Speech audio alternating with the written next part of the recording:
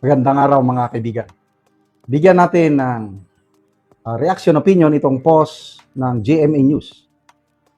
Manasseh Carpio, husband of Vice President Sara Duterte, is set to file a criminal complaint against the Bangko Sentral ng Pilipinas, Anti-Money Laundering Council, and members of the House Committee on Justice on Monday, April 27, before the Quezon City Prosecutor's Office for alleged violations of the Anti-Money Laundering Act, Bank Secrecy Laws, and Data Privacy Act. Yan po.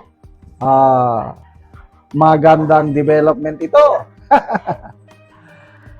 Hindi nila inaasahan na re-resback kaagad ang kampo ni Pipi Sara. Ano yung kasabihan natin? Lentek lang ang walang. Alam nyo na. Tingnan natin ang nag-react ha. 12,000 ang nag-react. 6,100 tumatawa. Sinong tinatawanan? Maybe ang AMLAC at saka Committee on Justice. 5,200 ang nag-like. 1,300 ang nag-love. Ako, nag-like ako eh. Like ko yung resback kaagad. Kampo ni Pipi Sara. Dito nyo makikita na palaban ang ating Pipi Sara. Hindi nila pwedeng gawin yung lahat na gusto nilang gawin.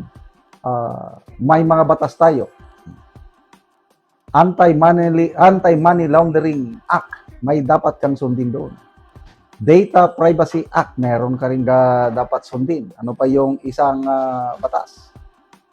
Bank Secrecy Laws. Maraming batas na posibleng na violate. Okay. Alivio, the power and authority of AMLAC and the rules of impeachment. Alvin Sr., good. Let's see the three branches of government doing check and balance. J. Cruz, pag nahuli, abogado yan, kaya alam niya ang ginagawa niya. Hindi lang basta-basta abogado ito. Magaling na abogado ang mga Carpio. The battle of alleged lawbreakers and alleged lawbenders, wherein many are lawmakers. That's a lawful process. Take your best shots to defeat it. They're not denying it. They're peace because it went public. Good development. This will further establish and clarify due process and the constitutional mandate of the House of Representatives. Battle of another set of 16 lawyers. Okay, bakit kaya di kasama sa kaso si Trillanes? Ibang kaso rin yan kay Trillanes eh. Ang pinag-aaralan nila kay Trillanes naman is cyber libel o kaya yung AMLAC is istapa. But most likely is cyber libel ang isasampa kay Trillanes. So, makikita nyo, lalong nagiging masalimuot or exciting itong impeachment proceedings ni Pipi Sara. Kay, grabe oh.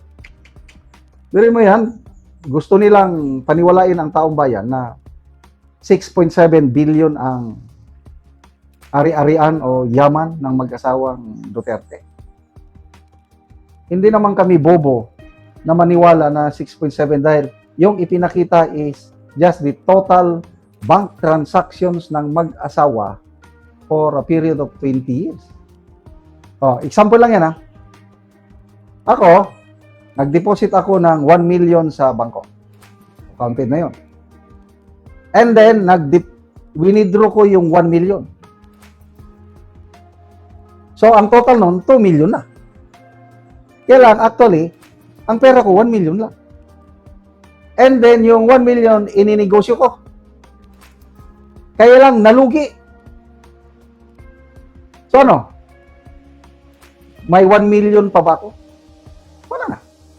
Kaya lang, lumalabas, doon sa transaksyon, meron akong 2 million. Kasi, meron akong diniposito at meron din akong winidraw.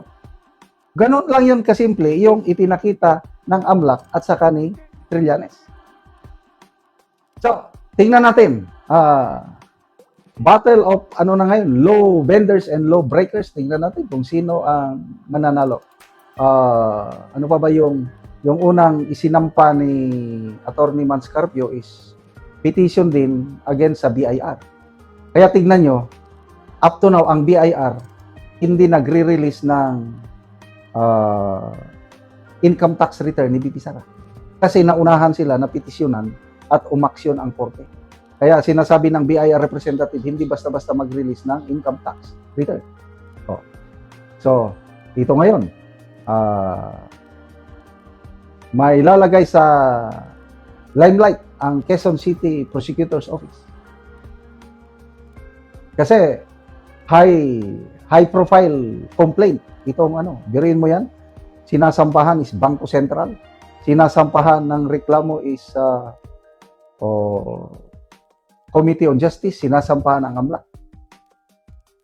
But anyway, ako may tiwala pa rin ako sa